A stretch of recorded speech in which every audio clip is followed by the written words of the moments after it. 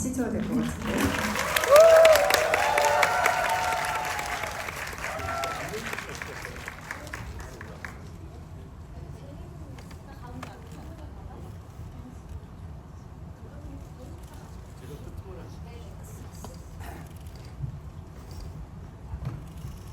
메가박스에 신기능이 생겼네요. 지금 멀리 계시는 관객분들까지 제 카메라 통해서 스크린으로 보고 계시니 저희가 오늘 표정 관리에 더 힘써야겠습니다. 네, 오늘 오신 관객 여러분께 우선 인사 한 말씀 먼저 부탁드리겠습니다.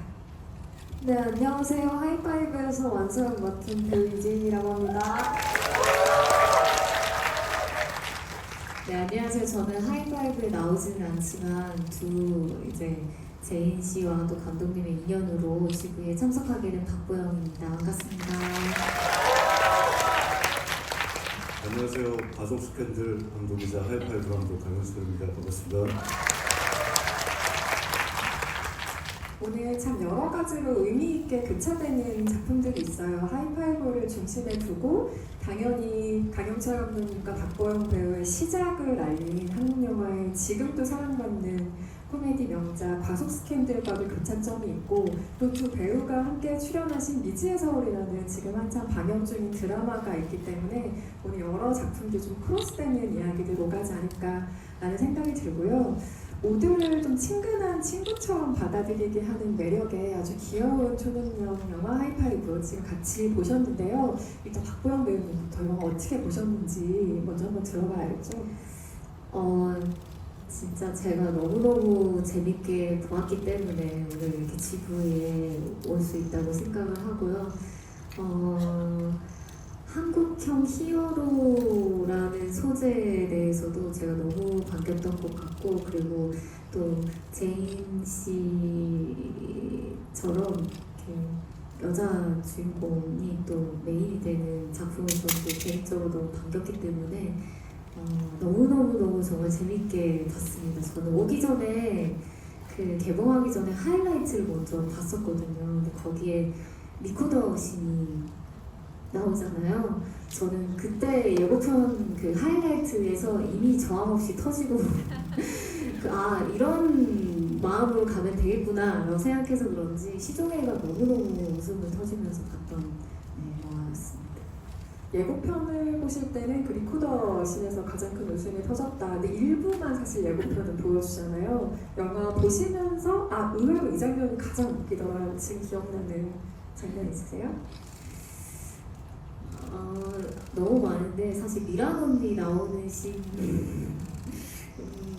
그리고 숨겨뒀던 힘의 그림이 어디에 있는지 나왔을 때도 저는 개인적으로 너무 재미있게 봤고 씬들이 굉장히 많이 있었던 것 같은데 거의 대부분 감독님이 웃으라고 만든 장면에서는 다 웃었던 것 같아요. 의도대로 웃어주는 관객이 사실은 감독의 입장에서 가장 반가운 관객일 텐데 박보영님 정말 반가운 관객 1호로서 또 이 작품을 봐주셨군요. 과속 스캔들로 두 분이 함께 작업을 하셨어요. 2008년작이네요. 이제 시간이 좀 많이 흘렀는데 함께 작업하실 때 기억을 더듬거나 혹은 이후에 나온 강영철 감독님의 연출작들 쭉 보시면서 강영철 감독의 특장점이 이런 거지라고 어떤 점을 느끼셨는지도 궁금하고 잘 알고 계실 테니 작업한 동료로서 이번 영화에서는 그 장점을 좀 어떤 식으로 보였다고 생각하세요? 제가 감히 말씀을 드리자면 강철 감독님이 얼마 전에 인터뷰하신 걸 봤는데 그렇게 표현을 하셨더라고요. 비디오 가게로 표현을 하셨더라고요. 그래서 그 비디오 가게에 있는 본인의 이제 비디오들은 진정성과 또 제가 까먹을까봐 적었는데요. 메모를 아주 많이 내놓으셨어요. 네, 진정성과 부끄러움이 없는 비디오 가게를 꾸리고 싶으시다고 하셨는데 저는 항상 그 비디오들 안에는 웃음이 있다고 생각했거든요. 사람의 기분을 좋게 하는 웃음이 늘 있다고 생각하는데 매번 작품이 그러했지만 이번 작품에서 그 장점이 제일 크게 발현이 되지 않았나 싶은 생각을 했습니다. 우리의 나인걸 완서 제인 배우는 최근 배우들에게 요구되는 능력이 점점 더 많아지는 가운데 그 중에 하나가 상상력 같다는 생각을 가끔 하게 되거든요. CG 작업들이 많아지면서 그리고 이번 작품 같은 경우는 괴력을 발휘하는 초능력자라는 설정 때문에 와이어에도 매달리고 뭔가 배경이 없는 화면에서도 상상하면서 연기하거나 이런 일들이 아주 많았을 텐데 그 스크린 앞에서 그린 스크린 앞에서의 경험은 어떠셨어요? 아무래도 이전에는 그린 스크린 경험이 많은 편은 아니었는데 사실 연기라는 게 현실에서 내 현실이나 내 삶 속에서 가져오는 것보다 상상에서 가져오는 게 항상 더 많다는 생각이 들더라고요.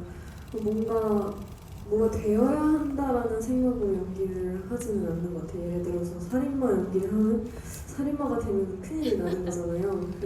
히어로 연기를 할 때 뭔가 히어로가 된다는 생각보다는 이 완서라는 사람에 대해서 조금 더 이해하려고 노력하고 약간 MBTI N이 되어서 그 완서의 삶이 어땠을까, 과거에 어떤 삶을 살아왔고 앞으로 이 친구가 어떤 방향으로 나아갈까를 생각하면서 연기하려고 했던 것 같습니다.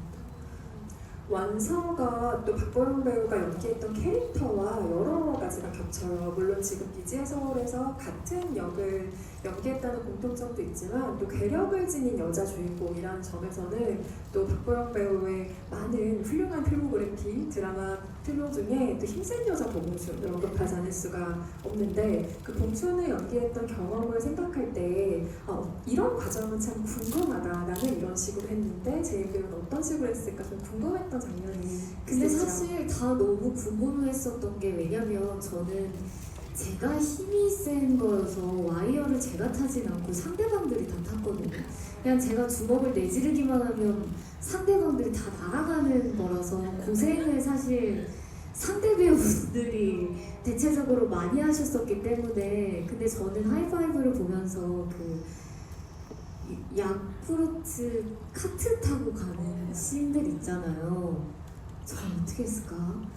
저거를 제가 예전에는 한번 이제 달리는 거는 그 러닝머신 위에서 해본 적은 있는데 이렇게 스크린에 띄워놓고 근데 다 같이 타서 카트로 저렇게 휘청휘청 거리면서 정말 긴 씬이잖아요. 그건 사실 보면서 어떻게 했는지 너무 궁금하고 그리고 약간 마지막 후반부에서는 서로 날아가는 정도가 만화처럼 날아가서 그걸 이제 테스트를 돌리신 건지 아니면 빨리 감기를 하신 건지 아니면 그것도 너무 궁금했어요 사실.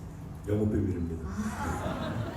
이런 이재인 배우가 답변을 들려주실 것으로 기대하고 마이크를 한번 넘겨보겠습니다. 어떻게 촬영하셨어요? 야쿠르트 카트 장면 한번 얘기해볼까요?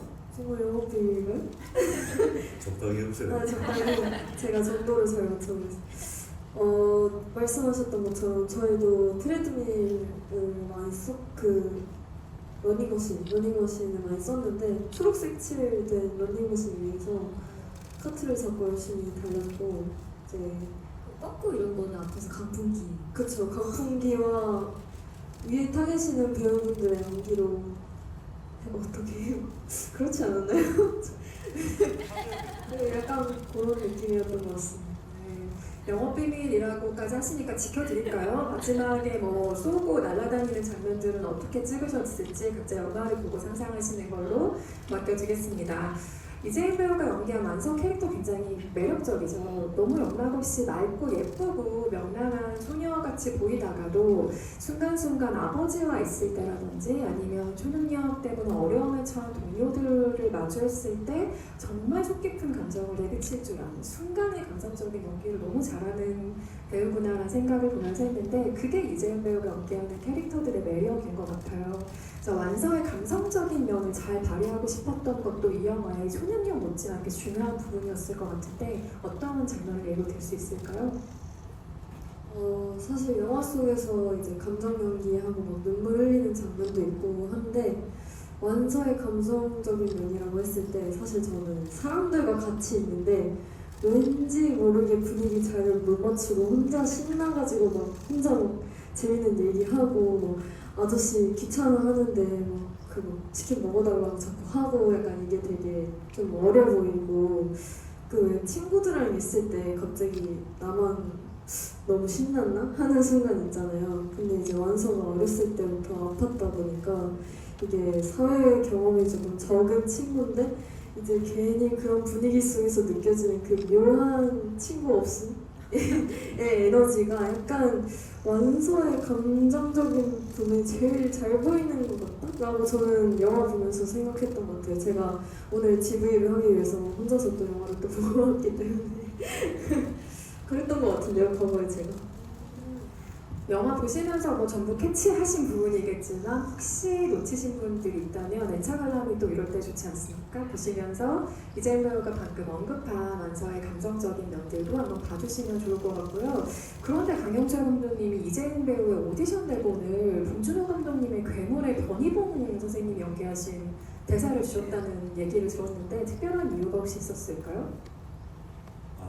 극 중에서 그 안정 배우가 둘이 말을 주고받는 대사를 주고받는 장면에서 그 중학생의 말투가 그러지 했던 것 중에 이제 할아버지 말 배울 때 할아버지 손에 커서 그렇다.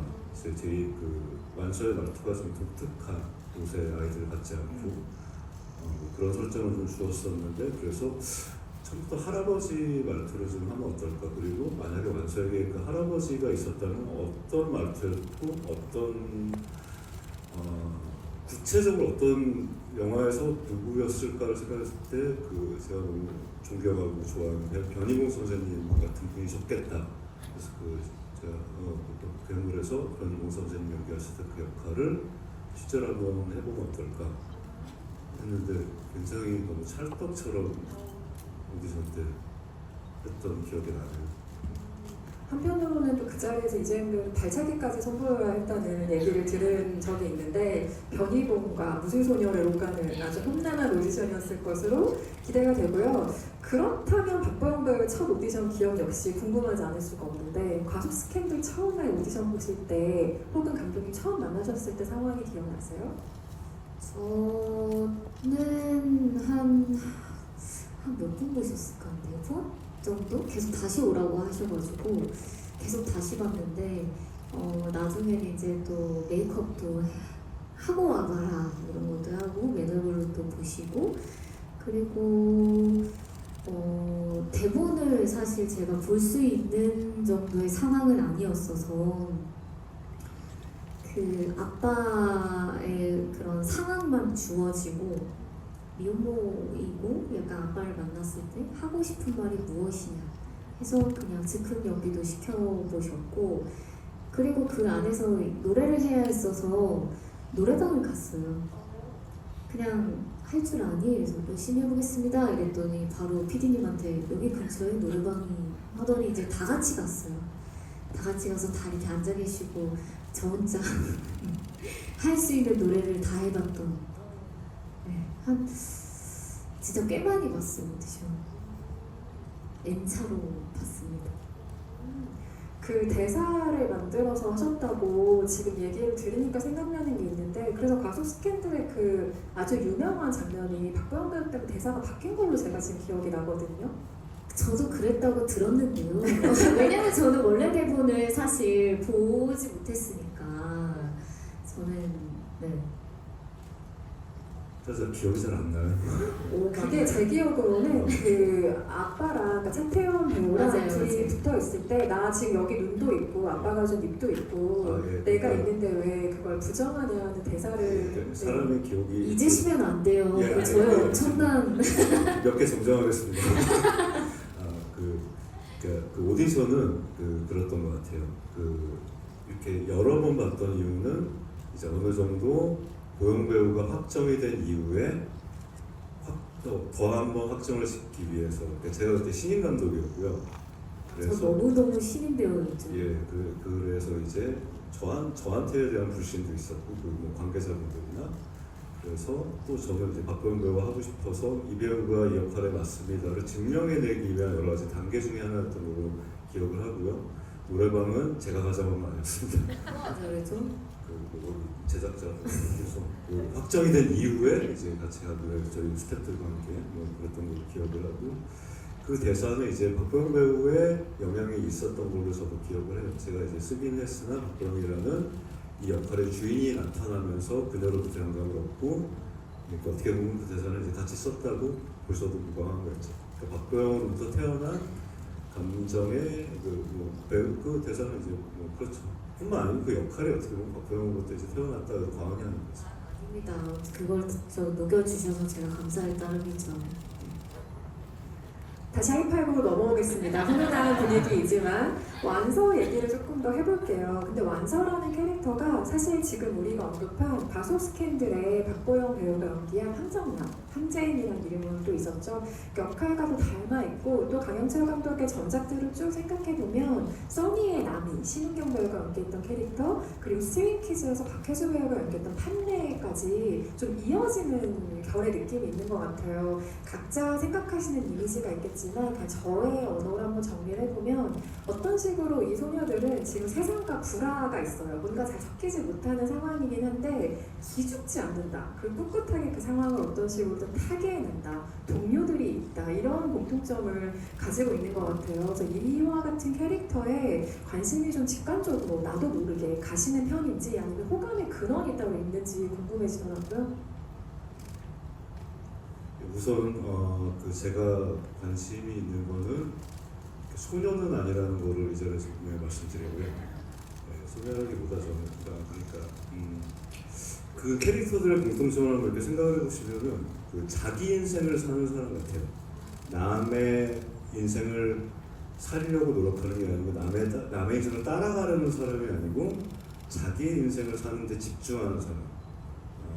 그러니까 뭐 남녀를 떠나서 나이를 떠나서 저는 그런 사람들의 관심이 있고 저도 그렇게 살려고 굉장히 노력하고 그런 사람인데 그런 사람들한테 매력을 느끼고 이렇게 그 캐릭터를 영화에 꼭 주체적인 인물을 쓰고 싶은데 이렇게 이야기를 구성하다 보니 그러니까 첫 영화 때 이제 고영 씨가 연기한 그 황정남 캐릭터도 그 나이 또래 그 여배우가 해야 되는 역할이었고 그 다음 영화에 뭐 남이도 그렇고 지금 이제 완서 이재인 씨가 연기한 그 역할도 그렇게 됐고 하다 보니 이렇게 결이 이어졌는데 그들의 공통점은 자기 인생을 주체적으로 살아가는 인물이다. 그리고 심지어 굉장히 굳다.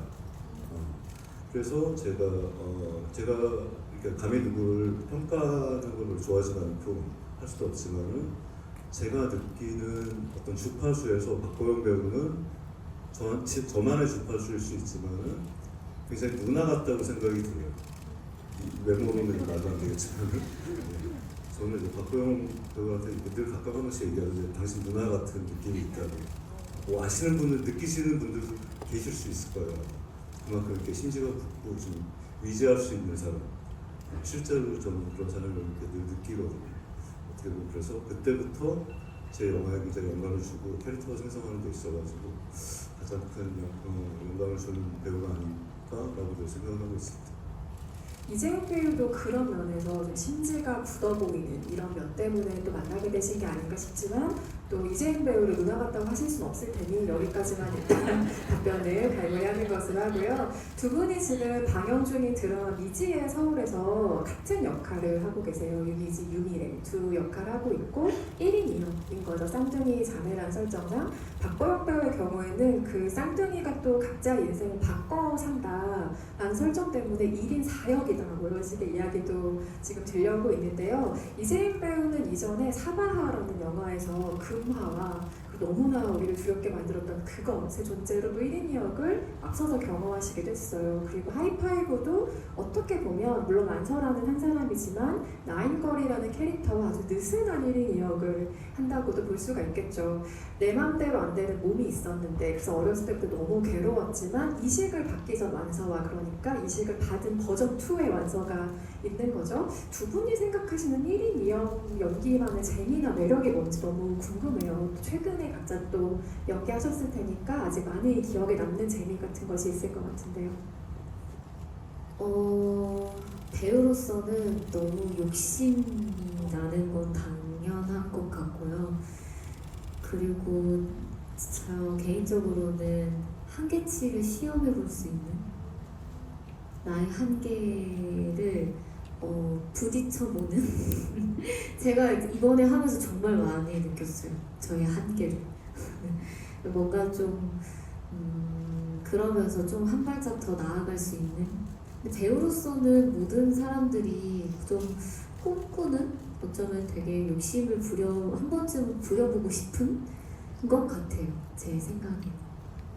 하지만 저희는 지금 그 한계를 드라마에서 전혀 느끼지 못하는 채로 빠져서 보고 있죠. 이재현 배우는 어떤 매력을 얘기해 주시겠어요?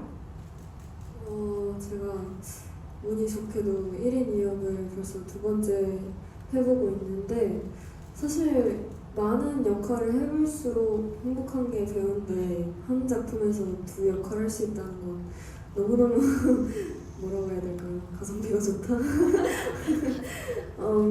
그런 매력이 있는 것 같고, 또 완서랑 나인걸이 약간 1인 2역 같다는 말씀을 해주셨잖아요. 근데 히어로라는 존재 자체가 좀 그런 것 같아요. 어떤 변화를 통해서 나를 깨고 나가야만 다른 사람을 구하는 히어로가 될 수 있다는 것이 그냥 초능력자가 아니고 히어로로서 거듭나는 그런 역할을 해볼 수 있다는 게 너무너무 행운이었고, 그런 약간 미묘하지만 또 성장을 한 건가 싶긴 하지만, 그럼에도 불구하고 어떤 성장을 이루고 다른 사람을 구하는 경험을 했다라는 인물을 연기할 수 있는 게 너무너무 즐거운 작업이었던 것 같습니다. 두 배우의 또 하나의 공통점을 가만히 생각해보면 강영철 감독의 작품에서 그 전체를 이끌어 가야 하는 중추의 역할을 아주 어린 나이에 해내야 했다라는 점인데, 하이파이브에서 연기한 이재민 배우의 나이는 그때 고등학생이었죠. 그리고 촬영 당시 과속 스캔들을 찍을 때는 정말 갓 20대가 됐던, 지금은 생각해보면 너무나 어린 박보영 배우가 그 역할을 해냈던 셈인 건데, 저는 선배 배우가 후배 배우를 볼 때 물론 각각 다른 연기를 펼치는 좋은 동료로서의 개성들이 각각 있지만, 작품을 이끌어가는 중책으로서의 책임감을 한편 공감하는 게 있다고 생각해요. 안팎으로 얼마나 힘이 들까, 혹은 나는 이랬는데 어떨까 하는 공감의 면이 많을 것 같은데, 관련해서 이재현 배우에게 해주고 싶은 이야기도 있지 않았을까, 이 영화를 보고 그런 생각이 들었어요. 동료 배우로서 혹은 20대를 먼저 통과했던 배우로서 어떤 이야기가 좀 생각이 나셨나요? 일단 제가 제이 배우를 보면서 어떤 떠오르는 게 있는데, 이걸 표현을 어떻게 해야 될까 이런 생각을 한 적이 있는데, 어떤 기자님이 그런 표현을 써주셨더라고요.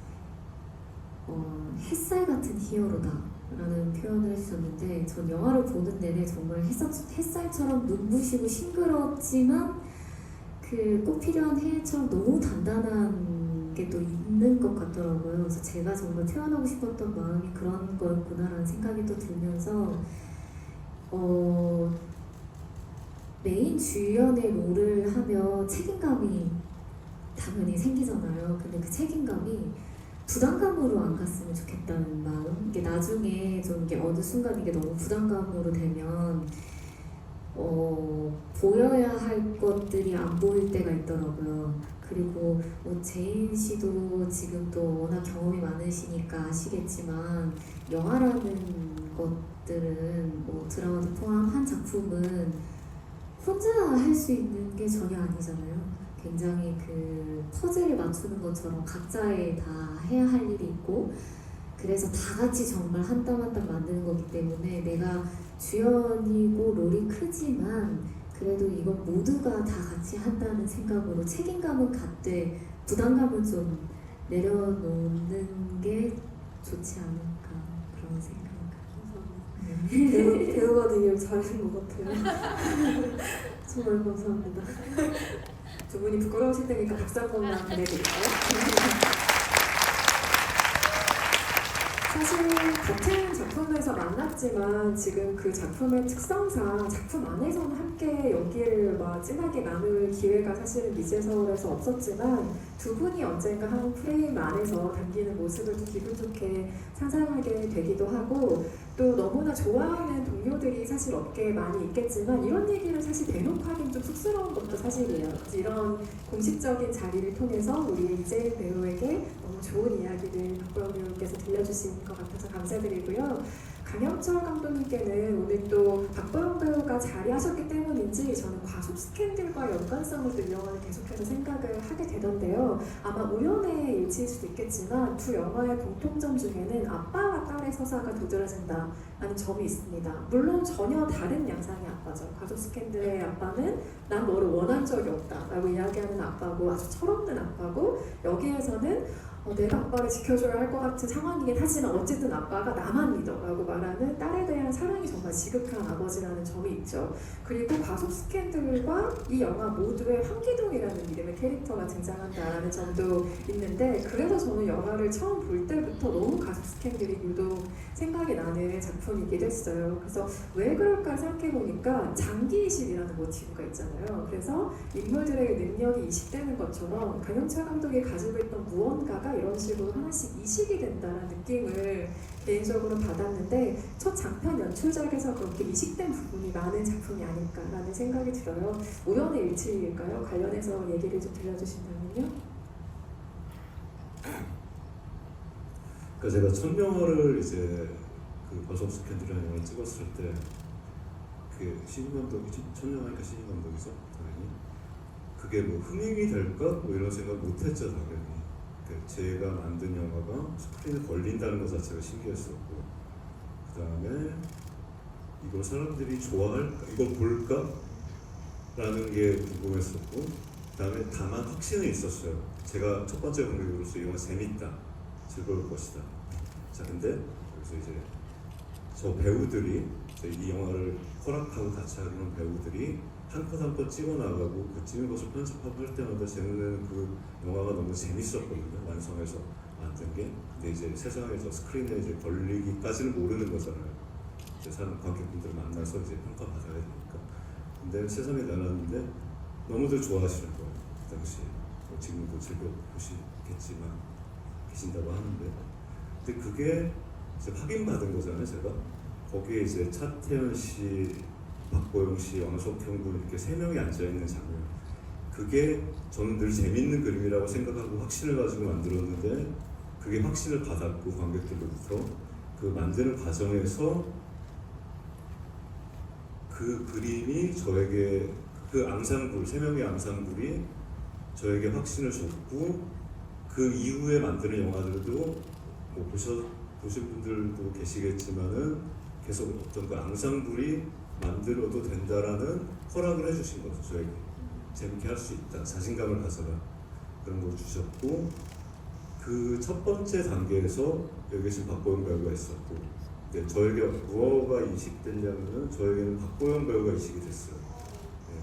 그래서 느끼셨던 게 왜 그랬냐면은 저에게 박보영 배우가 이식이 되었기 때문에 제인 양에게 그런 디렉션을 줄 수 있었던 거고 저는 그냥 다른 한 사람의 제 이름 석자를 가진 개인이 아니고 이 작업을 할 때는 제 안에는 제 뒤에는 박보영이라는 배우가 저와 같이 이재인 양에게 디렉션을 주고 저와 같이 이 글을 이재인을 만드는 글을 써준 작가이기도 했던 것 같아요. 예. 그리고 앞으로 또 이제 제가 열심히 글을 좋은 글을 써서 보영 씨에게 줄 때는 또 이재인이라는 배우가 그 역할을 해줄 거고요. 예. 우리는 이제 그렇게 서로 계속 갔으면 좋겠습니다. 갈 거라고 믿고 있어요.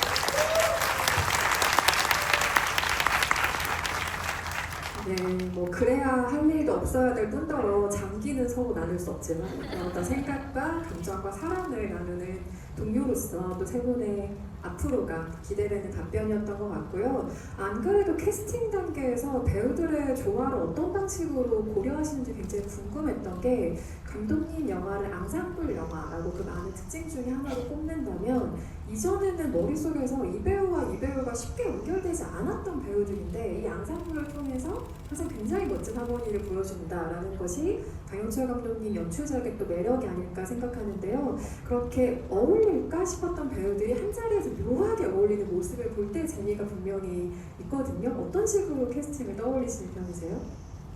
첫 번째 글을 쓸 때 이렇게 다 정해놓고 쓰지 않아요. 그러니까 작법대로 쓴다기보다 작법은 이미 좀 체화가 되어 있는 것 같고 그 백지에 인물들을 풀어놓고 이제 큰 이야기 줄거리를 만들어 놓죠. 그리고 영화의 톤 앤 매너나 뭐 주제의식 같은 걸 만들어 놓고 쓰는데 인물들을 만들어 놓고 인물들의 움직임에 따라서 제 손가락이 그냥 타이핑을 하는 거죠.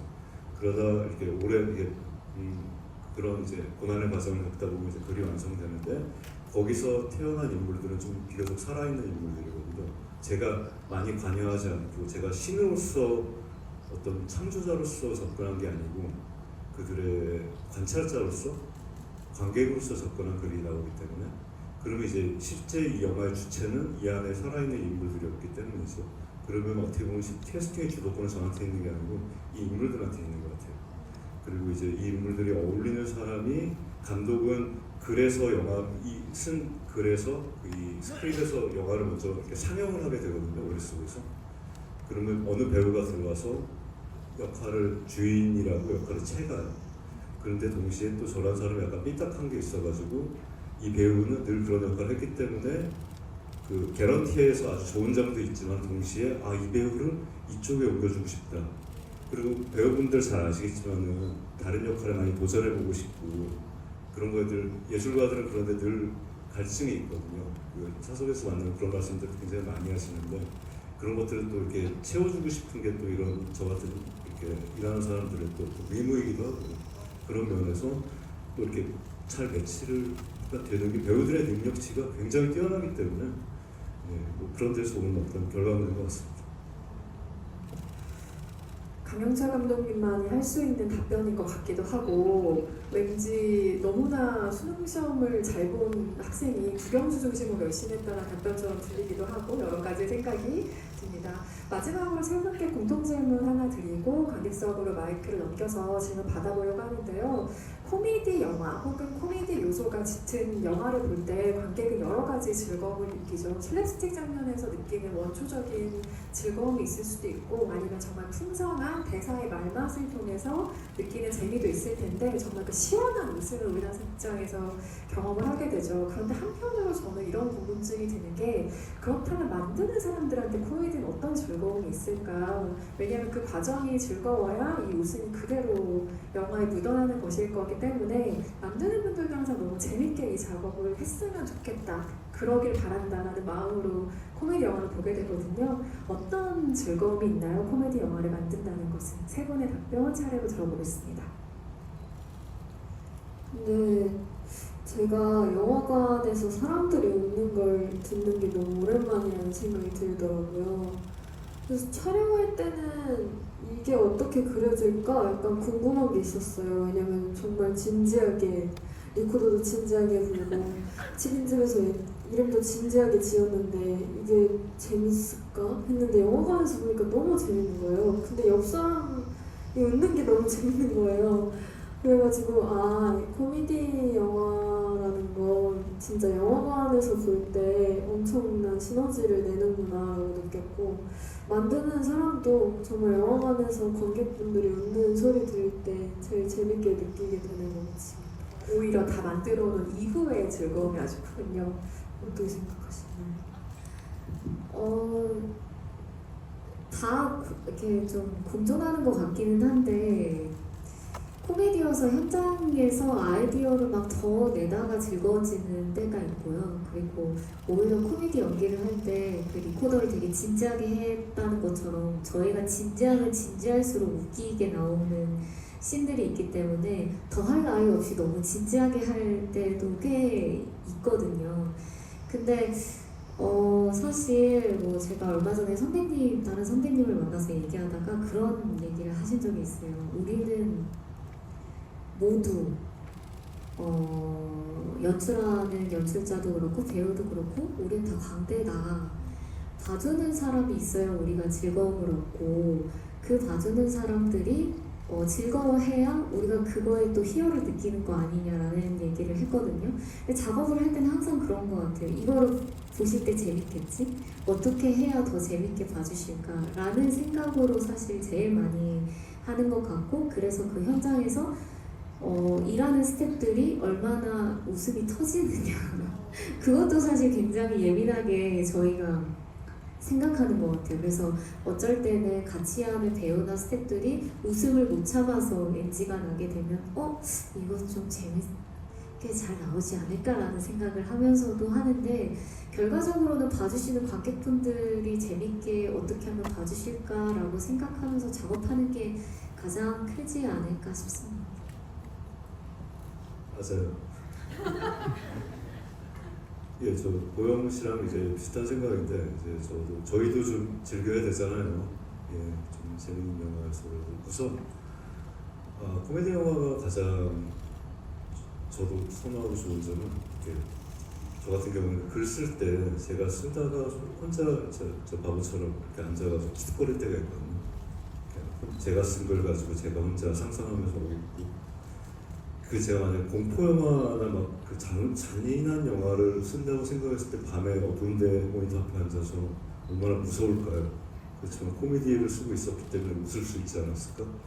예, 그런 것이고 현장에서도 어떤 장면을 찍고 재미있는 장면을 찍고 컷 했는데 다 함께 이렇게 웃을 때 거기 현장은 저희들에게 이제 직장인데 직장에서 이렇게 다 함께 웃고 하게 하면 너무 좋잖아요. 행복한 직장 생활을 할 수 있다는 거. 네, 그런 것들이 저희 만드는 사람에게도 굉장히 좋은 환경이 있고 이기 때문에 저희한테 큰 즐거움인 것 같습니다. 네, 답변 감사드립니다. 극적으로 마이크를 넘겨서 질문을 받아볼 텐데요. 저희가 선착순으로 준비된 수량만큼 오늘 세 분이 직접 사인하신 엽서를 선물로 드릴 예정입니다. 첫 번째 마이크 어디로 갈까요? 두 번째 줄에 손 드신 관객분께 마이크 드립니다. 네.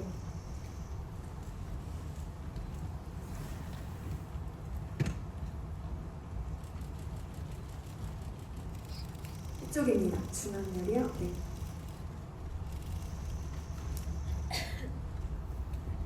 네, 박보영 배우님한테 질문 드리고 싶은데요. 이 영화의 출연자는 아니지만 동료 배우로서 이 작품을 보면서 이 역할은 해보고 싶다 혹은 이 감정선이 정말 인상 깊었다라고 느끼신 부분이 있었는지가 궁금합니다. 미란 언니 역할이요. 완성은 너 제인 씨가 또 완벽하게 해냈기 때문에 그렇다고 뭐 미란 언니도 정말 완벽하게 해냈지만 그래도 좀 약간 미란 언니 같은 캐릭터도 정말 해보고 싶은 마음이 좀 보면서 굉장히 뻔뻔하게 예뻐지는 게 초능력이라나요? 이러면서 해보는 것도 되게 언젠가는 꼭 해보고 싶은 생각이 들기도 하고 그리고 저는 그 안에서 그 남분들이 어쩔 수 없이 키스신을 할 때가 제일 제 예상치 못한 네, 그런 즐거움을 줬던 그 부분이었습니다. 그 두 분은 뭐 많이 부딪히시죠? 입술도 부딪히고 손도 부딪히고 네. 여러 가지로 부딪히십니다. 다음 질문 또 받아볼게요. 손을 정말 많이 드셨는데 제가 굉장히 힘겨워지는 순간입니다. 일단 중앙 쪽으로 이동 부탁드리고요. 네, 손 부탁 드신 관객도 마이크 드립니다. 회색 티셔츠 입고 계시죠? 네. 영화 너무 재밌게 잘 봤고요.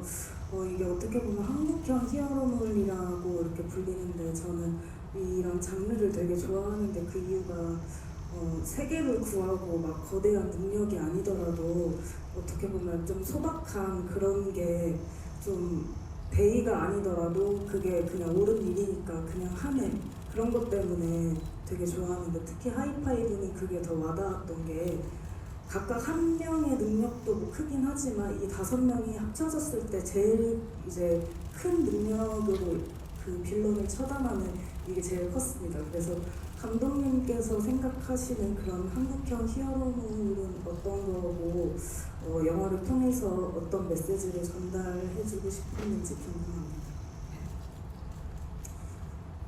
제가 뭐 감히 뭐 한국형은 이런 것이다라고 정의할 수는 없고요.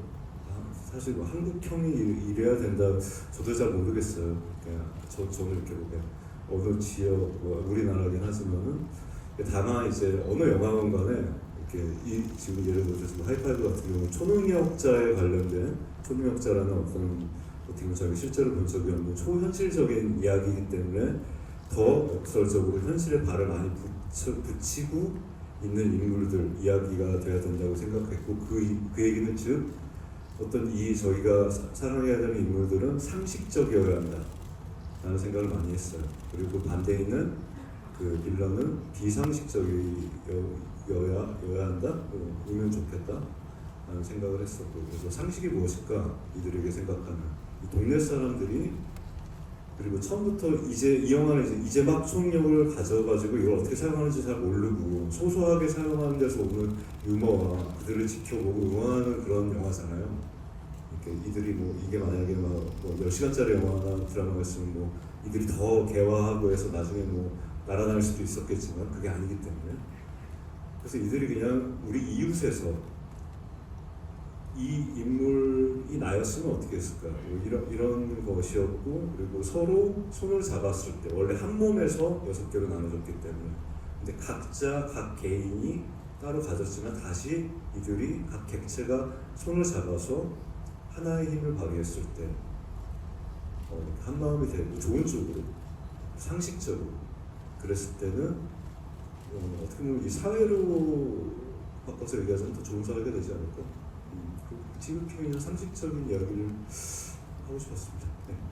상식과 더불어서 좀 중요한 키워드는 믿음인 것 같기도 해요. 그러니까 여기는 각자 자기에게 생긴 능력, 그러니까 자기 자신을 믿어야 하기도 하고 동료들을 믿어야 하는 팀 하이파이브가 있고, 또 믿음을 완전히 그릇된 방식으로 해석했을 때의 존재가 영춘으로도 대척점에 있는 것 같고, 상식과 믿음에 기초한 캐릭터와 영화들이 아니었나 라는 생각도 해봅니다. 다음 질문 또 받아보겠습니다. 사이드 쪽에 관객분께 드릴게요. 하나, 둘, 셋, 넷, 5번째 줄에 계신 관객분, 네, 마이크 드립니다.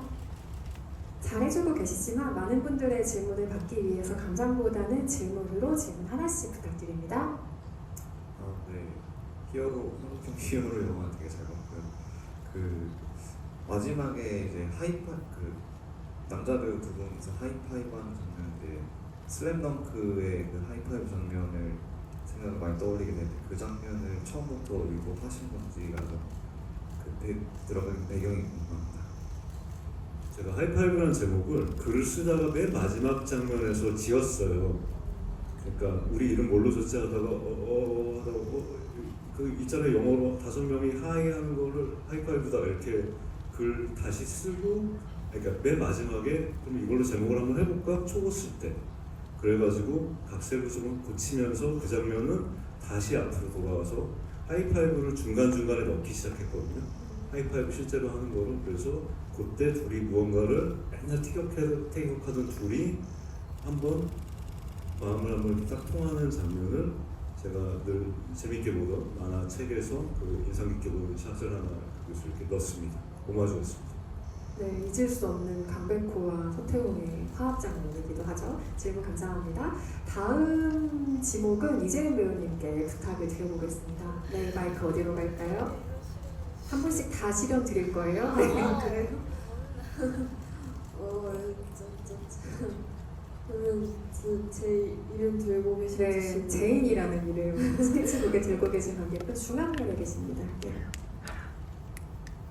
안녕하세요. 오늘 영화 굉장히 재밌게 잘 봤습니다.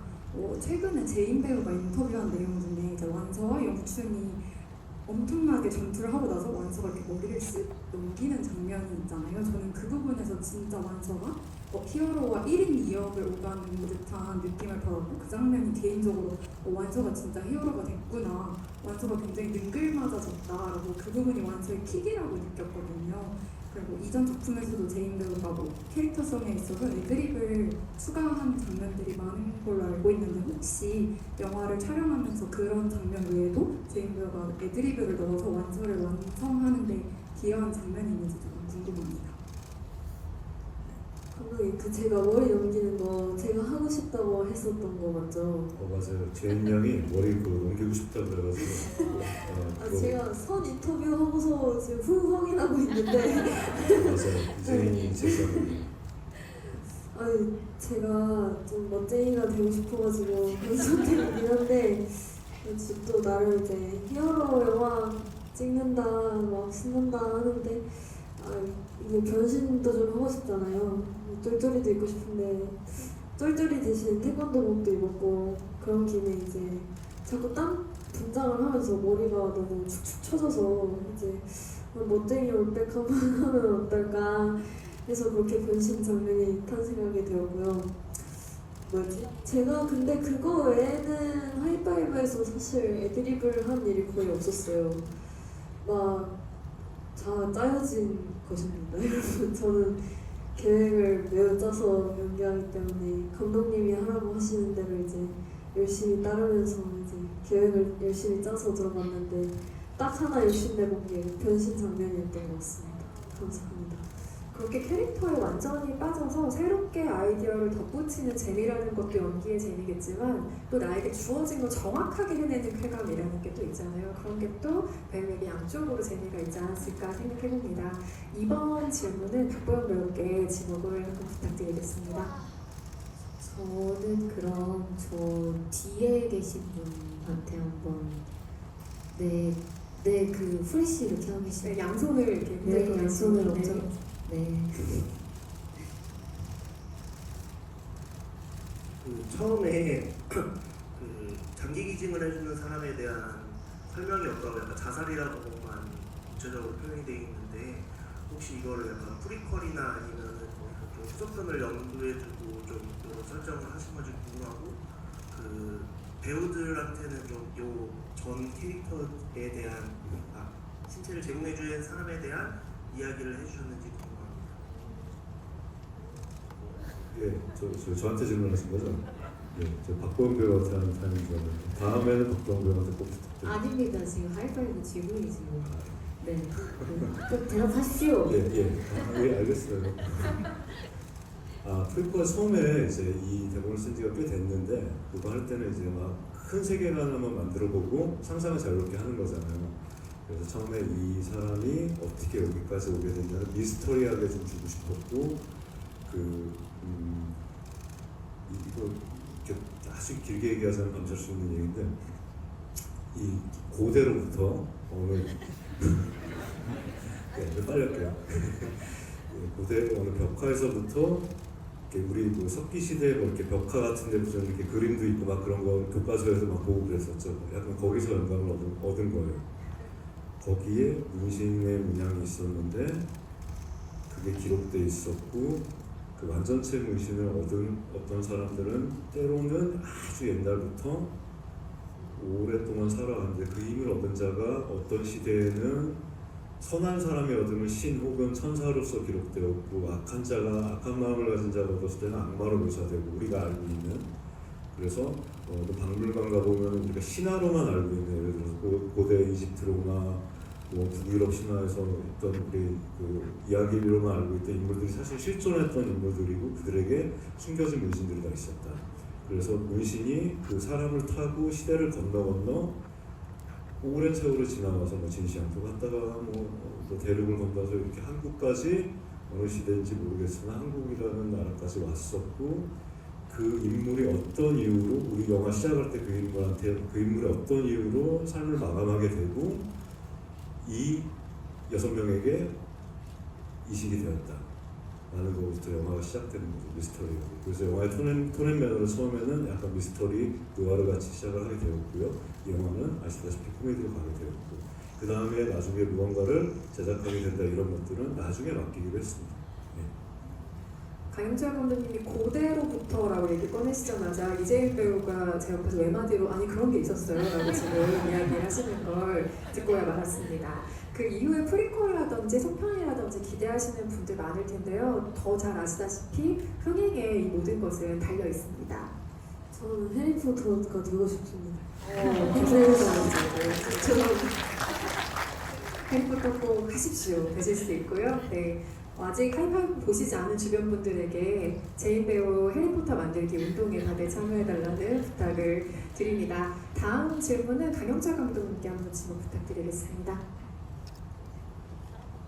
저 박보영 배우께 질문하실 분. 저 안쪽에 계신 프레쉬 드신 분 있죠? 그분 방금 기차 드신 분.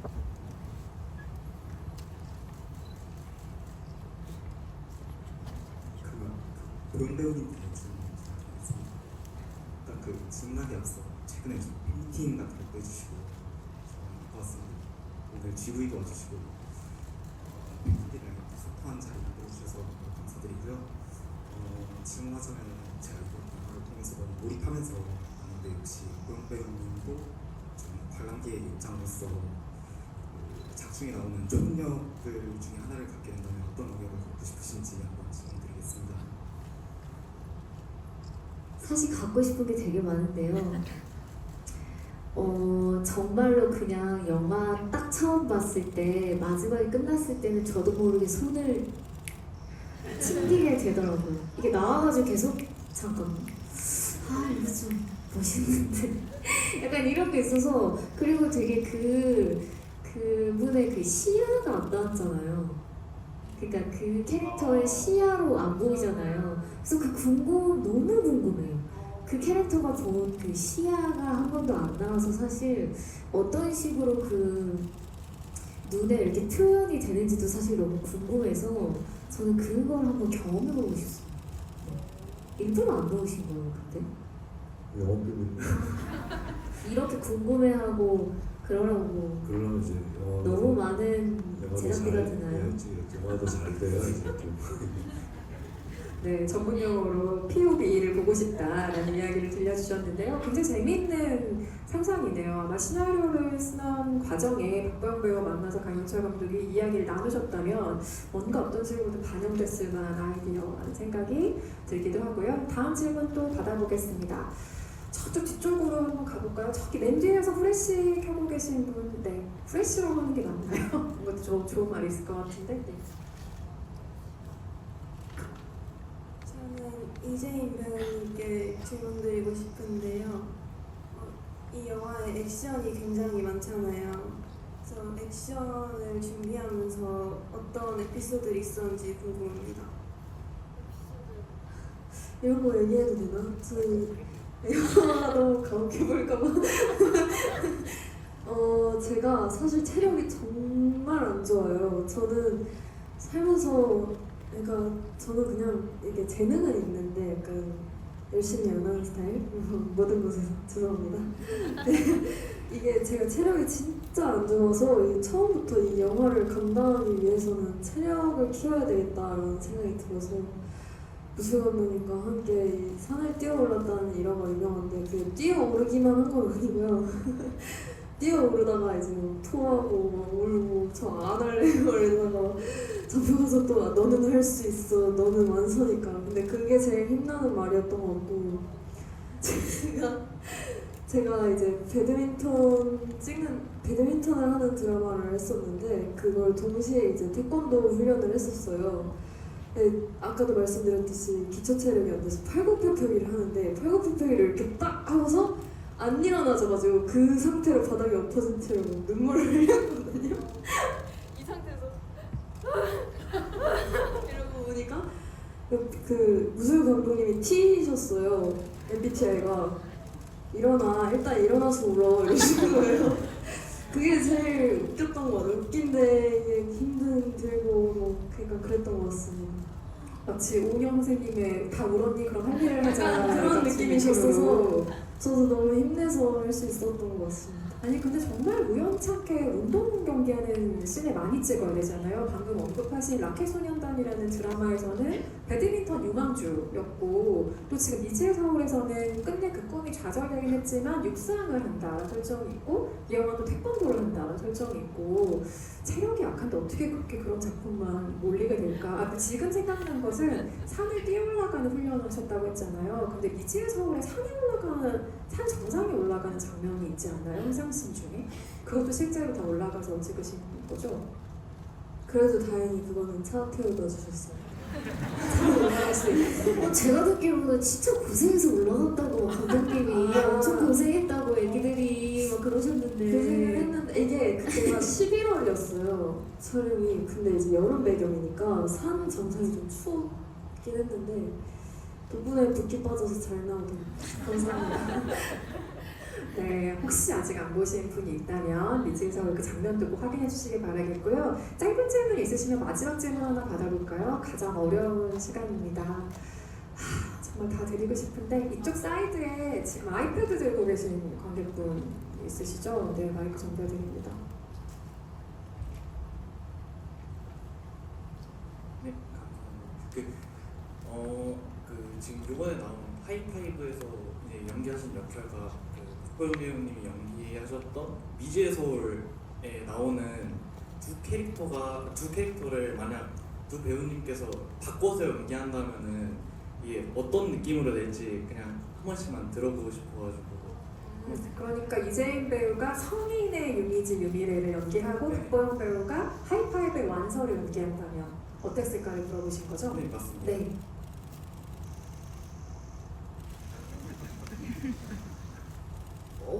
제가 뭐 이 싱그러운 친구보다 더 완서를 잘할 수 있었을까요? 완서에는 정말 제격이어서 사실 상상이 안 가네요. 저는 정말로 너무 제가 봤을 때 완서로서 너무 완벽했기 때문에 제 얼굴 저는 이제 그리고 못할 것 같아요. 그 정도의 나이는 이제 좀 지났기 때문에 좀 나중에 완성을 조금 뭔가 잘하고 나서의 뭔가 또 새로운 이야기를 쓰신다면 또 그때는 또 제가 한번 줄 서볼 수 있지 않을까.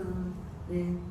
지금 보영 배우님 온통 관심이 라미란 배우가 했던 역할에 가 있으시기 때문에 네.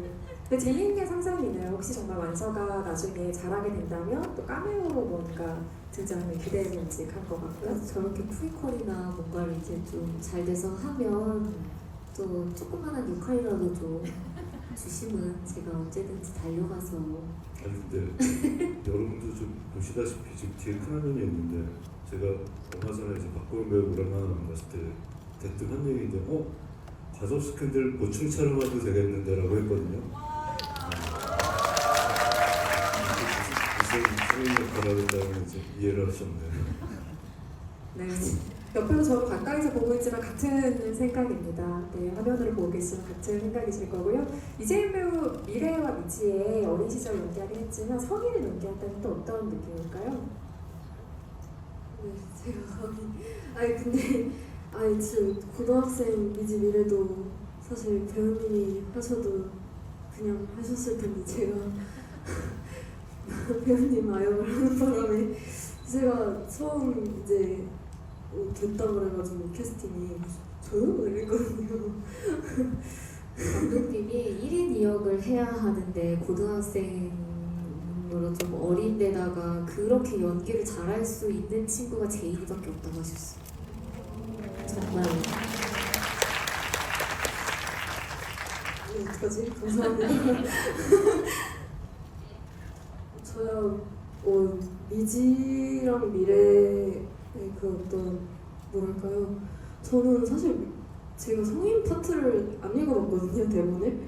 제가 미래를 알고 있으면 안 되잖아요, 그 역할 말고. 이제 제 성인 버전의 미래 세상을 알고 있으면 안 되니까 그냥 제 부분만 읽고 드라마에서 처음 봤는데 사실 요즘 매일매일 너무 재밌게 보고 정말 주말마다 보고 맨날 울고 어제는 끝났고 내일은 모른다고 그러는데 거기서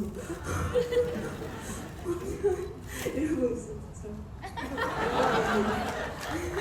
네, 훈훈하게 마무리하도록 하겠습니다. 더 많은 질문과 이야기 나누고 싶지만 저희 아쉽지만 마무리해야 되는 시간이 돼서요. 끝인사 한 말씀씩 전해 듣고 자리 마무리할게요. 이재인 배우님부터 부탁드립니다. 이 GV라는 자리가 이렇게 관객분들이 영화 어떻게 보셨는지 저희한테 뭐가 궁금하신지 들어보실 수 있고 너무 다양한 얘기들을 들을 수 있는 자리여서 정말 너무너무 좋아하는데 제가 이상하게 개그 욕심이 요즘 좀 과해서 좀 너무 개그만 친 것 같기도 하고 아무튼 이렇게 영화 얘기할 수 있어서 너무너무 즐거웠고 또 특별히 제가 너무너무 팬이고 좋아하는 이제 저 미지 미래 보영 언니랑 이렇게 같이 얘기하고 영화 얘기하고 어떻게 보셨는지 들을 수 있어서 너무너무 행복했습니다. 영광이었습니다.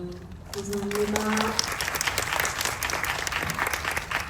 네, 저는 제가 아주 운이 좋게 저의 또 다른 아버지라고 할 수 있는 강영철 감독님과 또 지금 또 저희 아역 부분을 하고 계신 또 제인 배우랑 인연으로 이렇게 GV를 올 수 있어서 너무 영광이라고 생각하고요.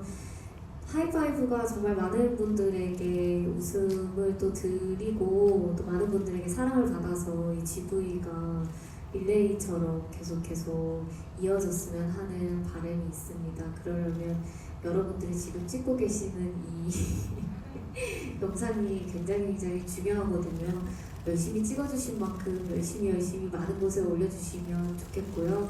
더불어서 영화에 대한 소감도 같이 올려주시면 너무너무 감사하겠습니다. 오늘 영화 봐주셔서 너무너무 감사드리고 앞으로도 하이파이브 많이 사랑해 주시길 바랍니다. 감사합니다. 이렇게 대처 가득 메워주시고 오랜만에 그 박보영 배우와 같이 만남을 주선해 주신 관객분들께 진심으로 감사드립니다.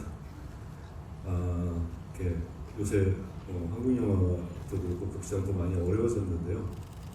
여기 계신 두 배우를 한 스크린에서 한 작품에 담는 영화 언젠가 꼭 만들고 싶습니다.